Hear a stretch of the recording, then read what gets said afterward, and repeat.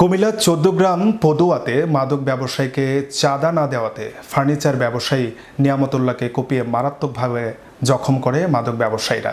খবর পেয়ে আহত নিয়ামতুল্লাহর বড় ভাই আব্দুল মজিদ আহত নিয়ামতুল্লাহকে উদ্ধার করে কুমিল্লা মেডিকেল কলেজ হাসপাতালে ভর্তি করান এবং স্থানীয় ওয়ার্ড মেম্বার ও এলাকার ইউপি চেয়ারম্যানকে অবগত করলে মাদক ব্যবসায়ীরা ক্ষিপ্ত হয়ে নিয়ামতুল্লাহকে মেরে ফেলার হুমকি দিয়ে আসছে বলে জানান নিয়ামতুল্লাহ। এই ঘটনার সঠিক তদন্তের মাধ্যমে ১৪ গ্রাম আইনশৃঙ্খলা বাহিনীর মাধ্যমে সুষ্ঠু তদন্ত করে অপরাধীকে বিচারের আওতায় এনে শাস্তির দাবি জানান আহত নিয়ামতুল্লাহ।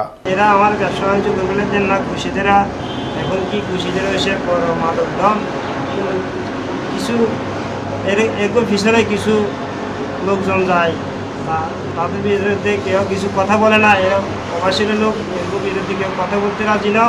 এরা সবসময় উপরে থাকে। আর আমি ব্যবসা বাণিজ্য করতে পারতাম না, আমার কাছে ২০ লাখ টাকা চাঁদা চাইছে। ২০ লাখ টাকা যদি দিয়ে থাকি আমি ব্যবসা বাণিজ্য করতে পারবো।